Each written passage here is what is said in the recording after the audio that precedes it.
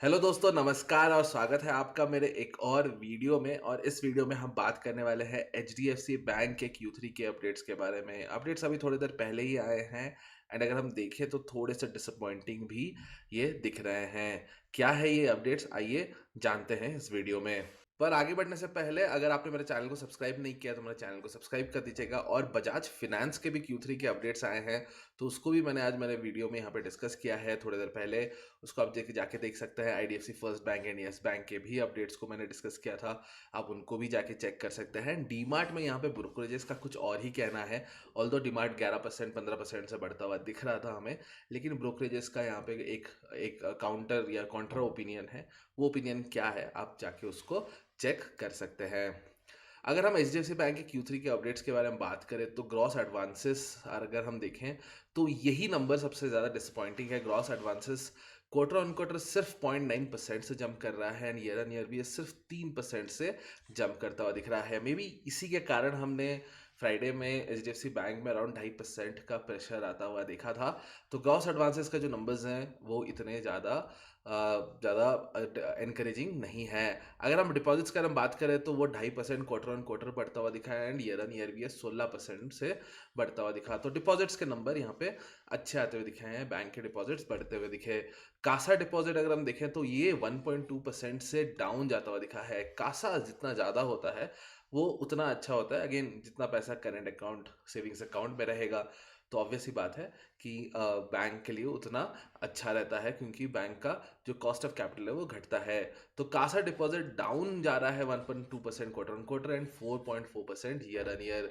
Time deposits देखें तो वो बढ़ता हुआ दिखा 4.6% quarter on quarter and 22.7% year on year. तो डिपॉजिट्स के टर्म पे यहाँ पे नंबर्स अच्छे हैं, लेकिन हाँ, अगर हम यहाँ पे एडवांसेस देखें वो डिसअपॉइंटिंग है। एंड इवन कासा के नंबर्स, अगर हम कासा रेशियो भी देखें, कासा रेशियो 34.404% तक गिरता हुआ दिख रहा है, जो कि लास्ट क्वार्टर देखे तो ये 35.34% पे था एंड ईयर ऑन ईयर देखे तो ये 37.74% पे था।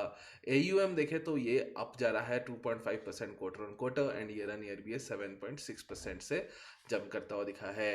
तो अगेन ये भी कोई एक मिला जुला नंबर ही है। क्रेडिट डिपॉजिट रेशियो 99.18% पे आता हुआ दिखा। लास्ट क्वार्टर नंबर 100.76 पे था एंड लास्ट ईयर देखे तो ये नंबर 111.53 पे था। तो यहाँ पे थोड़ा सा इंप्रूवमेंट ज़रूर दिख रहा है। लेकिन अगर हम देखें एडवांसेस एंड कासा दोनों में, हम तो यहाँ पे थोड़ा सा एक डिसअपॉइंटमेंट ज़रूर देख रहे हैं। लेकिन एच बैंक जो जाना जाता है वो ऑपरेशनल एफिशिएंसी के लिए अपने जाना जाता है। एंड यहाँ पे ऑल्दो हम यहाँ पे मार्केट का रिएक्शन आता हुआ देख सकते हैं। मंडे को ऑलरेडी 2.5% से मार्केट एच बैंक फ्राइडे को गिरता हुआ दिखा एंड आगे भी हम देख सकते हैं। लेकिन जो एनालिस्ट रहेंगे या फिर जो इम्पोर्टेंट रहेगा इन्वेस्टर्स के लिए वो है कि ऑपरेशनल एफिशिएंसी किस प्रकार की रहती है इस Q3 के रिजल्ट में। एंड वो डिटरमाइन करेगा कि एच बैंक अभी यहाँ से ऊपर जाएगा या स्टॉक अभी यहाँ से नीचे। अगर हम रिटर्न प्रोफाइल की हम बात करें एंड ओवरऑल हम देखें कि लास्ट 1 साल 2 साल में स्टॉक ने क्या परफॉर्मेंस दिया है, हम इस स्टॉक को हमेशा से ये कंसिडर करते हैं कि एक कंसिस्टेंट कंपाउंडर है। लेकिन अगर आप देखेंगे तो लास्ट 1 ईयर में इसने सिर्फ 5% का रिटर्न दिया है, जबकि सेंसेक्स इतने दिनों में यहाँ पे 11% का रिटर्न दिया है। 2 साल में 7% का रिटर्न है। अगर हम वही 2 साल देखें तो 30% सेंसेक्स ने रिटर्न दिया है। 3 साल में 15% का रिटर्न है, सेंसेक्स ने 34% का रिटर्न दिया है। 5 साल में 38% का ही रिटर्न है और इसी बीच यहाँ पे सेंसेक्स ने 91% का रिटर्न दिया है। तो कंटिन्यूसली यहाँ पे एच बैंक ने परफॉर्मेंस अच्छा नहीं दिया है।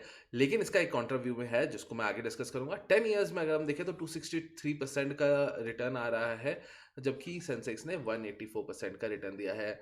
लेकिन हाँ, अगर हम देखें तो ओवरऑल मार्केट में एच बैंक का जो एक रन है वो अभी भी पेंडिंग है एंड बहुत लोग यहाँ पे उसके इंतज़ार में है। एक जो कॉन्ट्राव्यू में बात कर रहा था वो ये है कि अगर हम लास्ट 10 साल में देखें तो ये जो सेल्स ग्रोथ है 21% से हुआ है CAGR and profit growth 22% CAGR से हुआ है। लेकिन अगर हम स्टॉक प्राइस का ग्रोथ देखें तो सिर्फ 14% CAGR पे होता हुआ दिखा है। सेम अगर हम देखें लास्ट 5 साल में प्रॉफिट ग्रोथ 23% CAGR से हुआ है, लेकिन अगर हम स्टॉक प्राइस देखें तो वो 7% CAGR से हुआ है। 3 साल में भी सिमिलर नंबर आप देख सकते हैं कि जो कंपनी है या फिर बैंक है, उसका जो स्टॉक है, स्टॉक बहुत अंडर परफॉर्म कर रहा है in comparison to its profit growth. And finally earnings या प्रॉफिट ही डिटरमाइन करता है कि स्टॉक का प्राइस किधर जाना चाहिए। तो ऑब्वियसली एक एक अपमूव पेंडिंग है इस स्टॉक के लिए, लेकिन हाँ, अगर इस प्रकार के नंबर्स आएंगे तो फिर मे बी थोड़ा सा डिसअपॉइंटमेंट हो सकता है।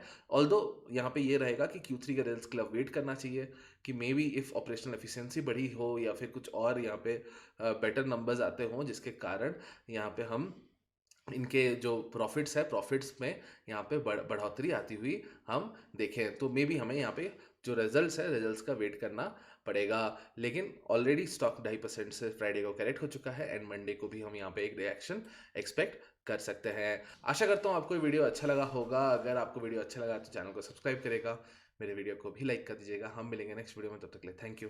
जय हिंद।